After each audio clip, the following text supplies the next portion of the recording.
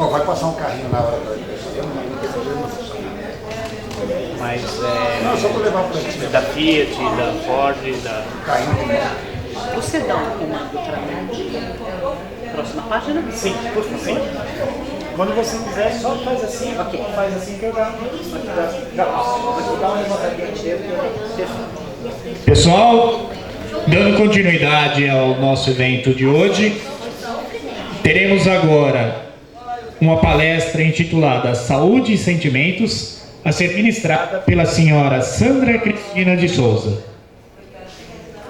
Muito obrigada. Bom dia. Gente, agora deu até calor, né? Pois é, eu tenho muita felicidade de estar aqui com vocês, ter sido convidada pelo Amado, né? Pelo André. E nós vamos trabalhar um pouquinho sobre saúde e sentimentos. O que é mais importante? A saúde ou o sentimento? As duas coisas. Porque quando nós estamos doentes, desencadeia em nós sentimentos. E esses sentimentos são responsáveis pelo desenvolvimento dessa doença ou pela redução da doença, né? Então, como falar de saúde? Um cisco no olho é doença? Um cisco no olho é doença. Porque imediatamente quando o cisco entra no nosso olho, a gente já se incomoda e já quer resolver aquilo, e já quer tirar, e já se incomoda, não é verdade? E às vezes, esse dedo estava na lata do lixo, né? Às vezes esse dedo estava na espinha. Então a nossa saúde, ela já está vulnerável a partir de um cisco no olho. E é um exemplo que eu trouxe, mas você naturalmente deve ter outros exemplos mais importantes sobre isso. O mau hálito é uma doença? Desencadeia outras? Sim, por quê? Porque você vai engolindo aquela saliva, daquela gengivite, ou talvez daquele dente cariado, que não deu para resolver ainda, e vamos engolindo aquela saliva, engolindo, aí a gente fala assim, eu escovei o dente hoje, aí você faz imediatamente. Você nem lembra se você escovou o dente. Escovar o dente é uma prevenção de saúde. No café da manhã, no almoço, no jantar e antes de dormir. Então é uma forma especial de prevenção de saúde. Olha só, foram dois exemplos especiais, como um cisco no olho e um mau hálito. Aí a nossa mente já começa a trabalhar, porque a nossa mente não para de pensar, né? Nossa mente já começa a trabalhar em quantas formas eu contribuí para que a minha saúde fosse abalada. E isso desperta sentimentos na gente, né? Aí a gente fala assim, eu tô com esse mau hálito aqui, nem tô namorando mesmo. Nem tô namorando, tô sem beijar faz tempo. Então você já se dá um valor abaixo, né? Imaginando que cada atitude desse tipo vai contribuir para que a sua saúde vá se debilitando, se debilitando, se debilitando, e aí você se acostuma com isso e desenvolve toda essa ideia em todos os ambientes onde você frequenta. No seu trabalho, na sua casa, na escola que você frequenta, na educação com os seus filhos, e ali você vai estar desenvolvendo o quê? Doença. E aí vamos falar de uma outra doença, a doença psicológica, né? A doença psicológica. Algumas pessoas são dependentes psicológicas de outras. Dependente psicológica. Ou seja, você se responsabiliza pela felicidade de alguém. Ou você quer que alguém se responsabilize pela sua felicidade? Isso causa uma dependência psicológica. Mas eu estou falando de relacionamento de uma forma geral. Eu estou falando de marido, de mulher, de amizade, de filho. Tem gente que escraviza o filho porque é dependente psicológico daquela maternidade ou daquela paternidade. E isso vai fazer o quê? Desenvolver doenças no seu corpo. Uma unha encravada é doença? Sim. Está abalando um pedaço do nosso ser. Ai, a unha encravada não vai dar para eu ir no baile hoje. Não é verdade? E uma hemorroida. Ai, papai. Nós nunca sentamos ou meditamos para conversar sobre o cuidado real com a saúde em todos os seus aspectos. Você naturalmente aí sentado deve estar pensando em quantas vezes você passou por um desses exemplos que nós colocamos aqui. Não é verdade? Puxa vida. Teve um dia que eu estava com uma escamação no couro cabeludo, que aquilo me incomodava. Teve um dia que eu estava com uma unha encravada. Teve um dia que aquele dente acabou com a minha programação durante 6 meses, que eu estava meio sem grana para cuidar daquele dente. Ai, teve um dia que a minha pele começou numa coceira aqui. Não é? Então veja a importância da sua saúde. Eu não vou aqui tentar convencer você de nada, até porque você é plenamente capaz disso. A cada palestra que a gente assiste, a cada reunião que a gente se encontra, a cada tema que é discutido, não é nenhuma pretensão do palestrante abrir a sua cabeça e colocar tal coisa dentro. Não, já está tudo aí. A gente só dá um relâmpago para você falar, putz. Nós até agora falamos de doença no sentido comum, no sentido leve. E quando a doença é uma doença grave? Bom, não é comigo, não é ninguém da minha família, não sou eu. Mas e quando sou eu? Já passei por todas as doenças X ou Y levezinhas, dessas que nós falamos até agora, né? E quando é uma doença grave? Quando é uma doença grave, a gente já fica meio paralisado, né? Por quê? Porque morremos de medo de morrer, né? Eu penso que até o suicida, na hora H da morte mesmo, ele deve falar, putz, foi mal.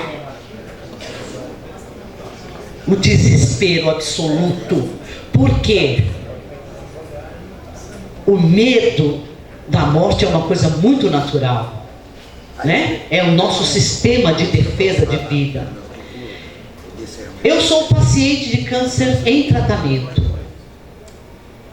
Há mais ou menos uns 2014 foi a minha cirurgia. Há 5 anos eu desenvolvo esse trabalho de saúde e sentimentos. Por quê? Porque eu consegui sobreviver,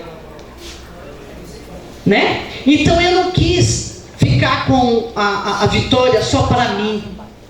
Então eu desenvolvi uma pesquisa comigo mesmo, a partir do momento em que eu peguei o diagnóstico nas mãos.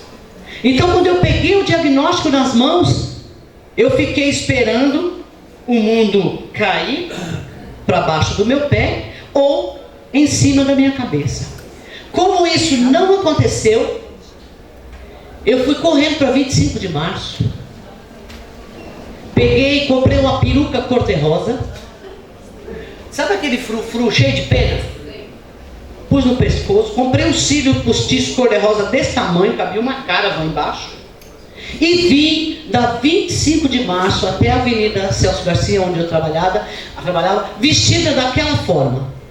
Nem eu imaginava que a minha força estava vindo dali. Né? Foi muito, muito, muito importante essa experiência com o câncer de mama. Vamos agora então falar sobre o tema sem medo, sem sentir esse tema pesado, mas de forma que alcance o seu sentimento, né?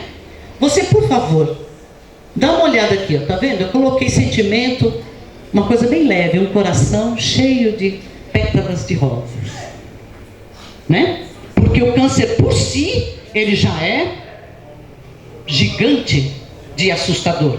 Então eu coloquei leveza nisso. Vamos lá então, por gentileza? A ideia de conscientização vem para que nos traga a atitude de prevenir, de ir buscar, de ir no médico, de ir encarar qualquer problema, né? Olha lá, foi distribuído por um pessoal dos Estados Unidos, Cancer Foundation, numa corrida de sensibilização do câncer de mama que foi organizado em 91. Olha que imagem bacana. Deixa eu te perguntar. Por que os homens gostam tanto de peito?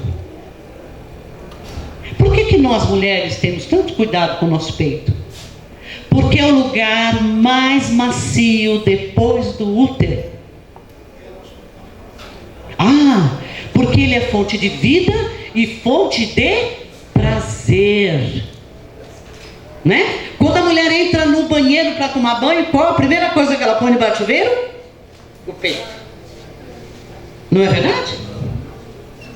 Por que quando atualmente as crianças nascem, o que o médico faz? Coloca a criança imediatamente no peito. Não só porque vai dar vida, mas porque vai acalmá-la, vai fazer com que ela se lembre do útero e tem algo macio ali por perto. Por favor?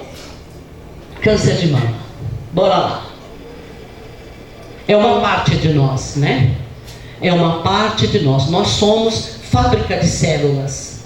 Desde o momento da multiplicação da célula, do óvulo e do espermatozoide, ali nós já começamos a nos reproduzir, a nos desenvolver, né? Existem mecanismos que nos dão condição de detectar o desenvolvimento de alguma célula querendo se multiplicar de maneira errada, para buscar a melhor qualidade de vida.